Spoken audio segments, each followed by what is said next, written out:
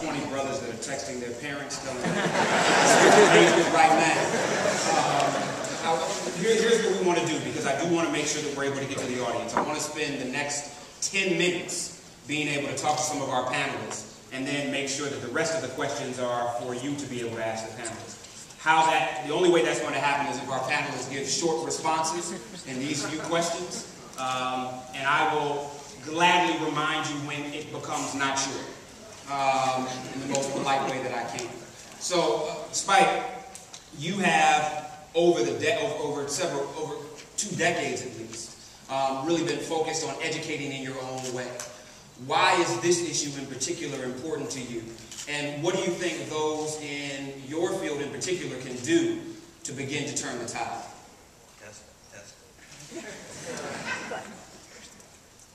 Test. Hello.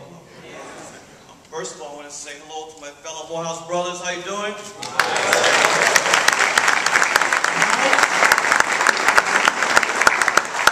Well, I'm a product of black educators.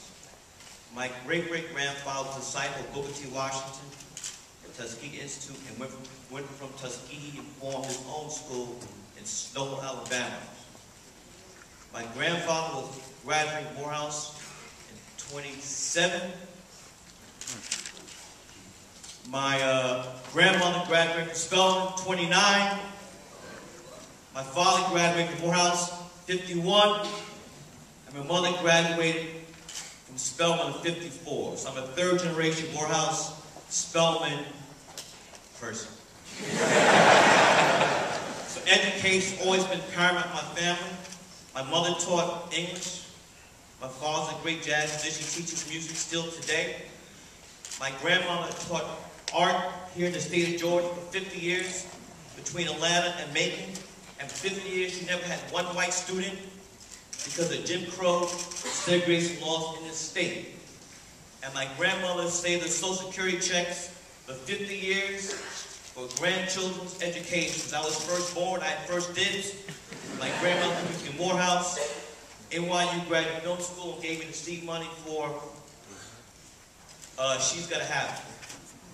I'm a teacher too. For the last 15 years, I've been a professor at the New York University Graduate Film School, where I graduated. And the last 6 years, I've been artistic director of a film school. And I think that, first of all, we have to understand that it was against the law for our ancestors to learn how to read and write. It was against the law. And our ancestors knew that education was one of the vehicles to lead us out of bondage into freedom. And nowadays, we have young black kids, male and female, who fail on purpose because morals and values are twisted. And if you're educated, that means you're acting white.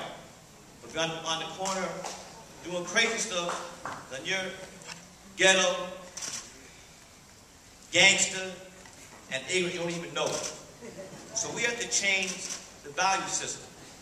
And remember what our ancestors, again, if you got caught trying to teach somebody else how to read and write, 3 things can happen.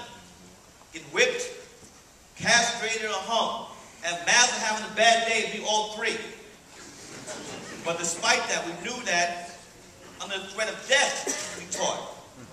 And I think crack has really turned everything around, destroyed the family structure. As we know, 3 out of 4 out of every African-American family, the male is not there. And so there are more black men in prison, jails and prisons than enrolled in colleges and universities. My young brothers here in the audience, everybody can be a business major.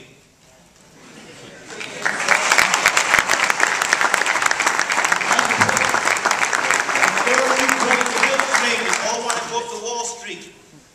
Them days of Wall Street are over.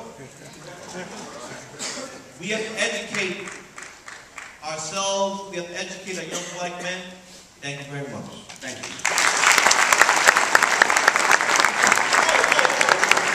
I'm gonna come back to you. Hold that thought. I remember being National Youth Director at the NAACP, Congressman, and John Johnson, who was one of the Star Wars there, showed me an application, a teaching application for South Carolina. And in the state of South Carolina in 1953, one of the questions on the teacher application was, are you a member of the NAACP? They asked you that not because they wanted you to be a member of the NAACP. They asked you that because they were concerned if you were in the classroom, you would be an activist teacher. How in 2011 can we go beyond just talking about teaching and recreate a movement for teaching? Well, thank you very much. First of all, let me thank Dr. Franklin, President Franklin, for hosting this meeting, and thank the Secretary for being here. I'm really pleased to be here at Morehouse College.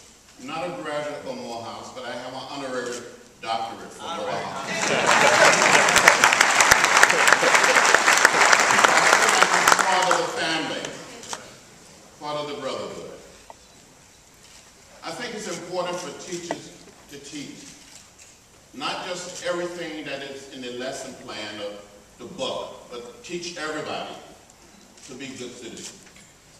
And you're right, it was very hard and very difficult during another period in the history of our country for a black teacher, male or female, to carry an NAACP card or to be identified with the civil rights movement. When I was growing up in rural Alabama, during the 40s and the 50s, I had to slip off to go to school. Attended a poor, segregated school. I grew up on a farm. So as a young child, I used to hide under the porch and wait for the school bus to come along and run out to the bus when I heard it coming up the hill to go to school, a one-room school. I never saw a black male teacher until I got to high school. Now I travel all over America, all over the world, and I meet Morehouse men doing everything. It is important to see black males in our school, elementary school, middle school, and high school teaching. The secretary said it would be paid well, and I agree with the secretary. Teachers are underpaid, and we must do everything possible to pay teachers more. So become great teachers. If it hadn't been for people like Martin Luther King Jr. and others telling me to read, and my own teacher telling me to read, and I read everything, I wouldn't be in the Congress today. In a few days, I'm going to receive the Medal of Freedom from the President of the United States.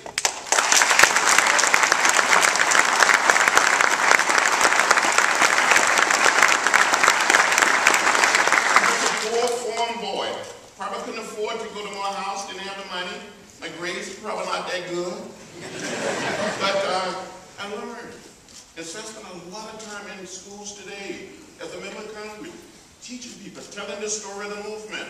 And we all have stories to tell. So go and become a great teacher, a wonderful teacher. Dr. King, one of the best known graduates of the school, taught us. And he taught at Morehouse. He taught a course here. So you can be teachers, great teachers. He said we all can be great because we all can serve. And you can serve as a great teacher. Thank you so much.